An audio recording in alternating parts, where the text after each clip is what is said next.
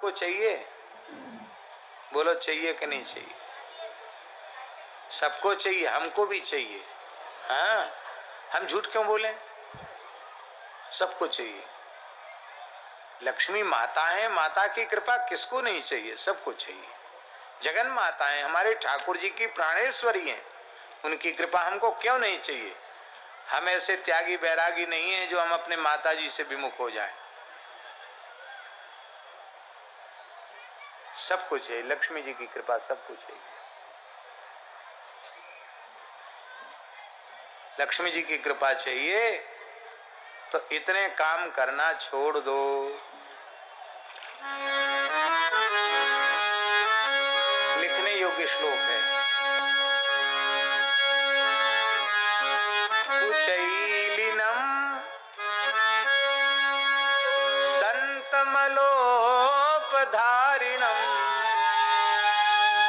बह्वासिनम निष्ठुरभाषिणं च सूर्योदये चास्तमिते शयानम् विमुञ्चति श्रीर यदि चक्रपाणि।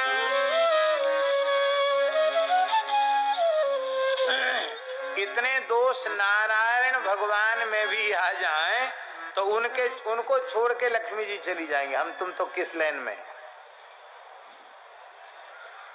कुचैलिनम, जो सदा अपवित्र वस्त्र धारण करके रहते हैं, उनको लक्ष्मी। गंदे कपड़े नहीं पहनना चाहिए, मैले कपड़े मत पहनो, गंदे कपड़े मत पहनो, साफ स्वच्छ पवित्र वस्त्र धारण करो।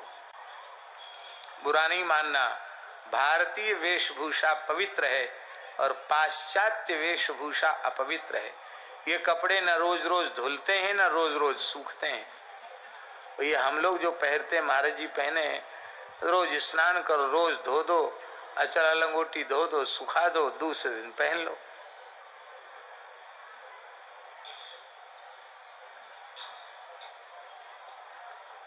अब जो इस बहुत मोटा कपड़ा चला है, क्या जीन्स कहते क्या कहते, वो तो पता नहीं धुलता होगा कि नहीं धुलता होगा, अथवा कैसे धुलता होगा, हमें अनुभव भी नहीं है, जरूरत भी अनुभव की नहीं है। उसको भी लोगों ने फाड़ के पहनने का फैशन शुरू कर दिया। पहले तो हम सोचते थे शायद कहीं कुछ लग गया होगा, फट गया, तो किसी से हमने पूछा, कहीं नहीं, फट नहीं गया। ये फटे हुए कपड़े की कीमत ज्यादा है। गरीब आदमी का भी कपड़ा फट जाता था गांव में, तो हमने अपने बचपन में देखा है, दूसरे कपड़े का उसमें थेगरी चढ़ा दी जाती थी, सिलाई कर देते थे। और उनको बेचारों को, गरीबों को संकोच नहीं होता, भैया हम गरीब हैं, फटा कपड़ा नहीं पहनते, दूसरे कपड़े की थेगरी हमने चढ़ा दी। अब अमीर लोग फटा कपड़ा पहन रहे हैं। भैया ये ऊट पटांग वेशभूषा मत धारण करो। फटे वस्त्र पहनने से लक्ष्मी जी नाराज होती है। टूटे फूटे बर्तनों में खाने से लक्ष्मी जी रुष्ट होती है। कुचैलिनम दंतमलोपधारिणम, जो दांतों पर मल धारण करते हैं। दांतों पर मल कैसे धारण होगा? तमाकू खाओगे, खूब पान खाओगे, दिन भर बकरिया जैसा मुंह चबाते रहोगे, कुछ ना कुछ मुंह में गुटखा फुटका जाने क्या क्या उटपटांग चीजें मुंह में डाल के रखोगे, तो दांत गंदे रहेंगे,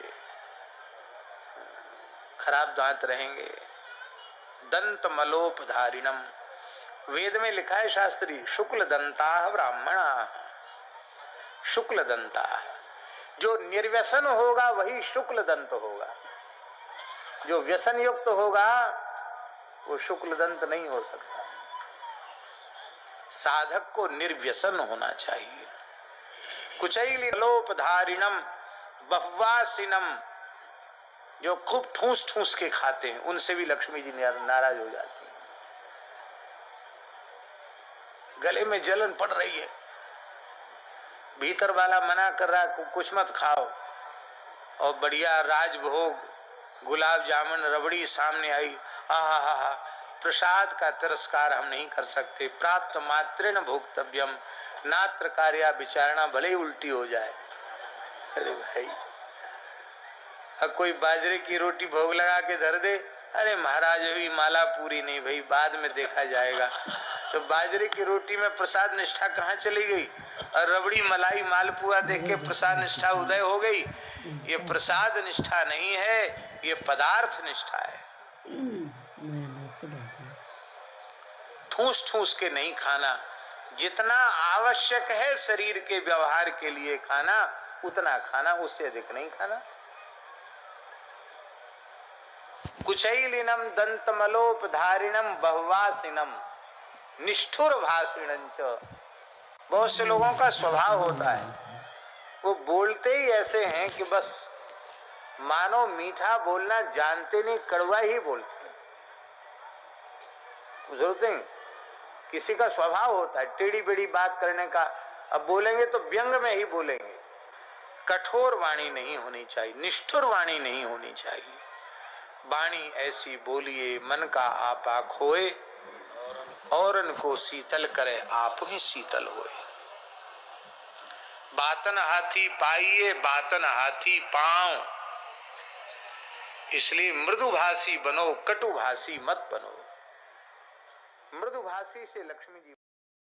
सूर्योदय और सूर्यास्त के समय जो शयन करता है, ऐसा काम यदि नारायण भगवान करें तो लक्ष्मी जी छोड़ के चली जाएंगी। सूर्योदय सूर्यास्त के समय बिल्कुल नहीं सोना चाहिए। ध्यान से सुनो, बीमार आदमी को भी सूर्योदय के समय सो रहा तो उठा के बिठा दो, महाराज जी कहते थे, बीमारी अपने आप कम होने लग जाएगी। सूर्यास्त हो रहा, बीमार व्यक्ति होश में है, उसको उठा के बिठा दो, भैया सूर्यास्त हो रहा है, बैठ जाओ, टिक कर बैठ जाओ, अभी लेटो मत, पैर मत फैलाओ, संध्या का समय है। विमुंचत श्रीर यदि चक्रपाणि ही, तो इसलिए लक्ष्मी जी का आदर करना चाहिए। बोलो भक्तवत्सल भगवान की।